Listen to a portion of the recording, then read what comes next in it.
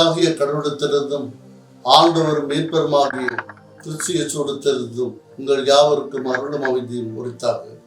சற்று நேரம் தியானத்திற்காக எடுத்துக்கொண்ட திருமறை பகுதி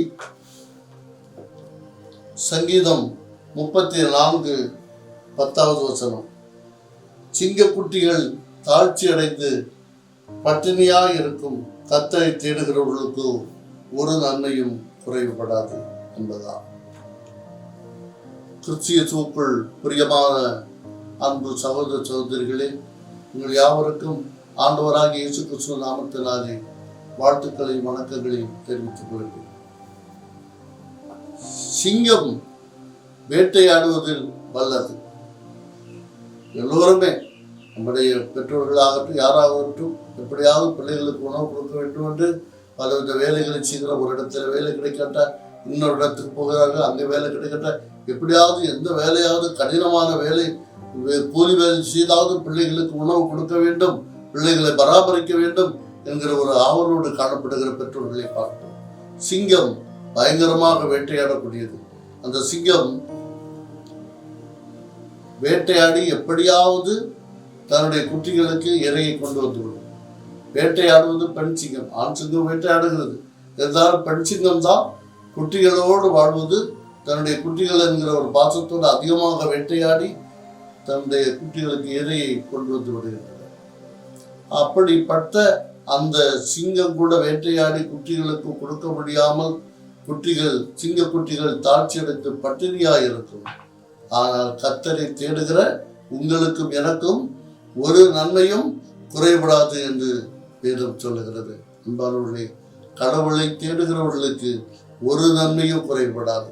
எவ்வளவு பாடுகள் வரலாம், சோதனைகள் வரலாம், கண்ணீர் வரலாம், வேதனைகள் வரலாம், துன்பங்கள் வரலாம், வழக்குகளில் தோல்வி வரலாம், நம்மீது பொய் வழக்குகள் போடலாம், நமக்கு கிடைக்க வேண்டிய ஆசீர்வாதங்களை தடுப்பதற்காக பலவிதமான தந்திரங்களை ஆதிக்க வர்க்கத்தினர், ஆதிக்க சக்திகள், அவர்கள் பெரிய அரசியல் பின்புலத்தை கொண்டவர்களாக இருக்கலாம், வழக்கறிஞர்களாக இருக்கலாம், அல்லது பெரிய வசதி படைத்தவர்களாக செல்வாக்கு மிக்கவர்களாக இருக்கலாம்.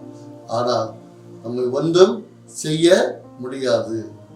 உங்கள் தலைமையிலெல்லாம் எண்ணப்பட்டிருக்கிற ஒன்றையும் ஒருவர் அசைக்க முடியாது என்று வேதத்திலே ஆண்டவர் சொல்லியிருப்பதை பார்க்கணும். ஆகவே முதலாவது நம் சிங்கக்குட்டிகள் தாழ்ச்சியடைந்து பட்டினியாயிருக்கும் கர்த்தரை தேடுகிற நமக்கு ஒரு நன்மையும் குறைபடாது என்று சொல்லுகிறது. கர்த்தரை தேடுகிற, கர்த்தருக்கு முதலிடம் கொடுத்து கர்த்தரை தேடுகிற நமக்கு ஒரு நன்மையும் குறைபடுவதில்லை என்று வேதம் சொல்லுகிறதை பார்க்கிறோம். அன்பானவர்களே, வேதாகமத்திலே 1 ராஜாக்கள் 17ஆம் அதிகாரத்தில் நாம் பார்க்கின்ற பொழுது அங்கே எலியா தீர்க்கதரிசி நாம் பார்க்கிறோம். எலியா தீர்க்கதரிசி கடவுளுக்கு பிரியமான ஒரு பாத்திரமாக காணப்பட்டார். கடவுளுக்கு பிரியமான ஒரு சிறந்த ஒரு பாத்திரமாக காணப்பட்டார். எலியா தீர்க்கதரிசி பல்வேறு அற்புத அடையாளங்களை செய்திருக்கிறார். கடவுளுடைய பலத்தினால் அவருடைய வாழ்நாளிலே மிகுந்த வல்லமை மிக்கவராக காணப்பட்டார். அவர் மூலமாக கடவுள் சொல்லி பஞ்சம் ஏற்பட்டு விட்டது. பஞ்சம் ஏற்பட்ட பொழுது அவருக்கு கேரித் ஆற்றண்டைகளை கடவுள் புகச்சொல்கிறார். கேரித் ஆற்றண்டையில் அவர் இருக்கிறார். அங்கிருந்த பொழுது காகங்கள் அவருக்கு இறைச்சியும் அப்பத்தையும் கொண்டு காலையும் மாலையும் போஷித்தது. அப்படி இருக்கின்ற பொழுது கடவுள் அவருக்கு ஒரு கட்டளை கொடுக்கிறார். ஏனென்றால் எலியா கர்த்தரை தேடுகிற மனிதன். பஞ்சகாலம் வந்துவிட்டது. எலியாவும் போஷிக்கப்பட வேண்டும், கடவுளின் திட்டமும் நிறைவேற வேண்டும். எலியாவை அங்கே சாரிபாத் ஊருக்கு அனுப்புகின்றார். சாரிபாத் ஊரிலே ஒரு உதவியை கொண்டு ஒரு போஷிக்க கட்டளையிட்டிருக்கிறேன் என்று சொல்லுகிறார். அங்கே போகிறார். சாரிபாத் ஒரு உதவி தாய் காண்கிறார். ஒரு பாத்துக்கு எனக்கு குடிக்க கொஞ்சம் தண்ணீரும் ஒரு அப்பா அடையும் சுட்டு கொண்டு வா என்று சொல்லுகிறார். அவளோ கொஞ்சம் பானையிலே கொஞ்சம் மாவும் கலசத்திலே கொஞ்சம் எண்ணெயும் இருக்கிறது, அதை நான் என் பிள்ளை சாப்பிட்டு சாகரத்துக்கு வரவு புறக்கி கொண்டிருக்கணும்னு சொல்கிறார். முதலாவது நீ அடை சுட்டு கொண்டு வா என்று அவன் சொல்லுகிறார். அங்கே அவள் அந்த தேவ மனிதனுடைய கட்டளை ஏற்றுக்கொண்டு அதை விசுவாசித்து அங்கே ஒரு அடை சுட்டு கொண்டு வந்து கொடுக்கிறார். அதை அவர் புசித்து விட்டு அதன் பிறகு அவருடைய பிள்ளைக்கு பிள்ளைக்கும் அவருக்கும் செய்தவர்கள் புசிக்கிறார்கள். அங்கே பஞ்சகாலம் முழுவதும் போஷிக்கப்படுகிறார். சாரிபாத் விதவை தாயும் அவருடைய மகனும் பஞ்சகாலம் முழுவதும் போஷிக்கப்படுகிறார். அவருடைய வீட்டார் அனைவரும் போஷிக்கப்படுகிறார். பானையிலே பஞ்சகாலம் முடியும் வரைக்கும், மழை வரும் வரைக்கும் பானையிலே மா குறையவும் இல்லை, கலசத்திலே எண்ணெய் வற்றி போகவும் இல்லை. அபரிவிதமான ஆசீர்வாதத்தை அனுபவித்தார்கள். அன்பானவர்களே, கடவுளை தேடிய எலியாவும் அந்த மாவும் எண்ணெயினாலே அவரும் அதைத்தான் கொண்டிருக்க வேண்டும். குறையாமல் மாவும் எண்ணெய் வந்து கொண்டிருந்த அவருக்கும் அந்த உணவு கிடைத்திருக்க வேண்டும். இப்படியாக எலியாவை கொண்டு சாரிபாத் உதவி தாயை போஷித்தார். சாரிபாத் உதவி தாயை கொண்டு எலியாவை போஷித்தார் கடவுள். கர்த்தரை தேடுகிற பிள்ளைகளுக்கு ஒரு நன்மையும் குறைபடாமல், ஒரு சேதமும் உண்டாகிவிடாமல் கண்ணின் கருமணி போல பாதுகாக்கின்றவர் நம்முடைய ஆண்டவராகிய இயேசு கிறிஸ்து. அவ்வளவாக அவர்களை கடவுள் பாதுகாத்ததை நம்முடைய வாழ்விலே ஏற்றுக்கொண்டு நம்முடைய வாழ்விலே கர்த்தரை எந்த நேரத்திலும் எப்படிப்பட்ட சூழ்நிலைகளிலும் வேதனைகளிலும் துக்கங்களிலும் பாடுகளிலும் கர்த்தரை தேடுகிற மக்களாக நாம் வாழுகின்ற பொழுது நம்முடைய குறைகள் எல்லாவற்றையும் அவர் சந்தித்து நமக்கு வேண்டிய எல்லா நன்மைகளையும் தருகிறவராக இருக்கிறார். கர்த்தரை தேடுகிற நமக்கு ஒரு நன்மையும் குறைவுபடுத்தவில்லை என்று சொல்லுகிறார். என்னை கேட்டுக்கொண்டிருக்கின்ற அன்பு சகோதர சகோதரிகளே, ஜீசஸ் டிவி நேயர்களே, எந்த சூழ்நிலையிலும் கடவுளை தேடுவதை விட்டுவிடாதீர்கள். ஆண்டவராக இயேசு கிறிஸ்து தான் சொன்னார், தேடுங்கள் கண்டடைவீர்கள் என்று. நீங்கள் கடவுளை தேடுகின்ற பொழுது நாம் கண்டடைவது அவருடைய ஆசீர்வாதம், அவர்களிடத்திலிருந்து நமக்கு கிடைக்கின்ற ஆசீர்வாதங்கள். அதைத்தான் கண்டடைவீர்கள் என்று இயேசு சொன்னார். அன்பானவர்களே, ஆகவே ஆண்டவரிடத்தில் இந்த ஆசீர்வாதங்களை நாம் கண்டடைய வேண்டுமானால் எல்லா நேரத்திலும் அதிகாலையில் எழுந்தவுடனே பைபிள் படிப்பது, ஜெபிப்பது, துன்ப நேரங்களில் கடவுளோடு நேரத்தை செலவழிப்பது, இப்படியாக நாம் வாழ்கின்ற பொழுது எப்படி அந்த சாரிபாத் உதவி தாயை எலியாவை கொண்டு போஷித்தாரோ, எப்படி எலியாவை போஷித்தாரோ, அதே போல பஞ்சங்கள், துன்பங்கள், துயரங்கள், கஷ்டங்கள், கண்ணீரின் பள்ளத்தாக்குகள், மரண இருளின் பள்ளத்தாக்குகள் போன்ற நெருக்கங்கள் வருகின்ற பொழுதெல்லாம் கடவுள் நம்மை காக்கிறவராக, தேற்றுகிறவராக, வாழ்வளிக்கிறவராக, நமக்கு உணவும் உடையும் எல்லா வாழ்வாதாரத்தையும் தந்து நம்மை ஆச்சரித்து காக்கிறவராக காணப்படுகிறார். ஆகவே எல்லா அது மட்டுமல்ல, ஆண்டவராகிய இயேசு கிறிஸ்து தம் வாழ்ந்த நாட்களிலே பலவிதமான அற்புதங்களை செய்தார்.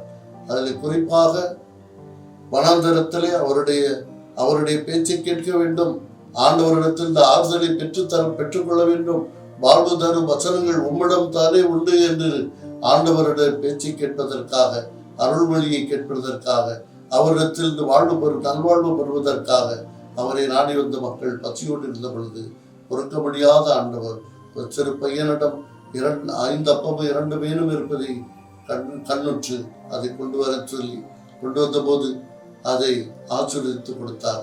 5 அப்பத்தையும் 2 மீனையும் 5000 பேர்கள், புருஷர்கள் மாத்திரம் 5000 பேர்கள் உண்டார்கள் என்று சொல்லப்பட்டது. அத்தனை மக்கள் யாரையும் அவர் பசியோடு அனுப்பவில்லை, எல்லோரும் திருப்தியாக சாப்பிட்டார்கள்.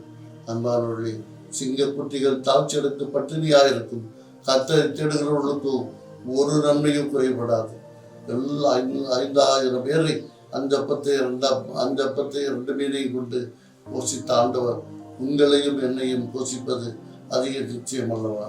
அன்பானவர்களே, அது மட்டுமல்ல, ஆண்டவராக இயேசு கிறிஸ்து 5 அப்பத்தை 2 மீனையும் 5000 பேருக்கு போஷித்த அற்புதத்தை செய்தார். பிறருக்கு தேவை வந்தபோது, பிறருக்கு பசி வந்தபோது தம்முடைய அற்புத வல்லமையை பயன்படுத்தினார். ஆனால் தனக்காக ஒருபோதும் ஆண்டவராக இயேசு கிறிஸ்து தம்முடைய எந்த வல்லமையை அவர் தனக்காக சுயத்துக்காக பயன்படுத்தவில்லை. அவரை சோதனையின் போது 40 நாள் உபவாசம் சோதனையின் போது சாத்தான் இந்த கல்லை அப்பமாக்கி சாப்பிடும் என்று சொன்னபோது அவன் ஆண்டவர் சொன்னது, மனுஷன் அப்பத்தினால் மாத்திரமல்ல, தேவனுடைய வாயிலிருந்து புறப்படும் ஒவ்வொரு வார்த்தையினாலும் பிழைப்பான் என்று சாத்தானை ஜெயித்தார். அன்பானுடைய தமக்காக அவர் எந்த வல்லமையும் பயன்படுத்தவில்லை. அடுத்த மக்கள் பசியோடு இருக்கிறார்கள், தன்னுடைய ஜனங்கள் பசியோடு இருக்கிறார்கள் என்ற பொழுது அங்கே 5 அப்பத்தையும் 2 மீனையும் 5000 பேருக்கு போஷித்து யாரையும் வறுமைத்தோடு அனுப்பவில்லை. எல்லாரையும் போஷித்து உபசரித்து அனுப்பினார். என்பார்களே, அப்படிப்பட்ட ஆண்டவர் இன்றைக்கு நம்மை பார்த்து சொல்லுகின்ற இந்த வசனத்தை மறுபடியும் நினைத்துக் கொள்ளுகிற சிங்கக்குட்டிகள் தாழ்ச்சியடைந்து பட்டினியாக இருக்கும், கத்தரை தேடுகிறவர்களுக்கும் ஒரு நன்மை குறைபடாது. பெரிய பணக்காரர்களை கூட பசியோடு இருக்கின்ற சூழ்நிலை வரும். கொரோனா காலத்தில் நாம் பார்த்தோம், எல்லாமே தலைகளானது. பெரிய செல்வம் படைத்தவர்களுக்கு கூட ஒருவேளை உணவு கிடைக்காது. ஆனால் கத்தரை தேடுகிற உங்களுக்கும் எனக்கும் இன்றும் என்றும் எப்பொழுதும் உணவுக்கும் உடைக்கும் தங்குமிடத்துக்கும் எந்த குறையும் அல்லாதபடி அபரிமிதமாக ஆசீர்வதிக்கிற நல்லவராய் நம்முடைய ஆண்டவர் காணப்படுகிறார். அப்படிப்பட்ட ஆண்டவருக்கு ஏற்புடைய மக்களாக வாழ்ந்து எல்லா நேரத்திலும் ஆண்டவரை தேடுகிற மக்களாக வாழ்ந்து தேடுகிற மக்களாக வாழ்ந்து ஒரு நன்மையும் குறைபடாமல் திருப்திகரமாக வாழ தூய் ஆவியானவர் தாமே நம் அனைவருக்கும் தரமுறையை காப்பாராக. எல்லா புத்திக்கு மேலான ஜீவ சமாதானம் உங்கள் இதயங்களின் சிந்தனைகளில் கிறிஸ்திய சூக்குள் காத்துக் கொள்வதாக. நாம் ஜெபிப்போம். எங்களை நேசித்து வழி நடத்துகிற அன்பின் பரம தகப்பனே, அப்பா பிதாவையும் துதிக்கிறோம். இவ்வளவு நேரமாக இந்த செய்தியை கேட்டுக்கொண்டிருந்த நம்முடைய பிள்ளைகள் ஒவ்வொருவருக்கும் நம்முடைய ஆறுதலையும் தெய்வீக சமாதானத்தையும் எல்லா நல்ல ஆசீர்வாதங்களையும் கத்தர் கொடுத்து பராமரித்து வழிநடத்தும்படியாக ஜெபிக்கிறோம். ஆண்டவரே, சிங்கக்குட்டிகள் தாழ்ச்சியடைந்து பட்டினியாயிருக்கும் கத்தரை தேடுவர்களுக்கும் ஒரு நன்மையும் குறையப்படாது என்கிற வசனத்தை நாங்கள் தியானித்தோம். பலவான்கள் பசியோடு இருக்கின்ற சூழ்நிலை வரலாம். ஆனால் பலவீனர்களான எங்களுக்கு எந்த ஒரு பசியோ, எந்த ஒரு வேதனையோ, எந்த ஒரு இடர்பாடுகளோ, உணவுக்கும் உடைக்கும் வாழ்வாதாரத்துக்கும் கஷ்டப்படுகின்ற ஒரு சூழ்நிலையை வரவிடாமல் நீர் பாதுகாக்க வல்லவர் என்பதை இந்த வசனத்தின் மூலமாக நீர் எங்களுக்கு பொதித்தபடியால் இது நன்றி செலுத்துகிறோம். அப்பா, ஒவ்வொரு மக்களுக்கும் ஆண்டவரை உம்மை தேடுகிற உடைய பிள்ளைகள் ஒவ்வொருவருக்கும், இந்த செய்தியை கேட்டுக்கொண்டிருக்கிற உடைய பிள்ளைகள் ஒவ்வொருவருக்கும் ஆண்டவர் ஒரு நன்மையும் குறைவிடாமல் நீர் பாதுகாத்துக் கொள்ளும்படியா ஆசீர்வதிக்கும்படியா வைக்கிறோம். எங்களை தாழ்த்தினுடைய சரீரத்தில் படிக்கிறோம். உடைய பிள்ளைகள் ஒவ்வொருவரையும் ஆசீர்வதி, ஒருவரையும் எந்த குறைவில்லாமல் பாதுகாத்துக் கொள்ளும். எங்கள் ஆண்டவர் மீன்பெருமாகி கிறிஸ்து இயேசுவின் திருப்பெயரால் மன்றாடுகிறோம். திறக்க நிறைந்த பரமத்தத்தையே. ஆமென்.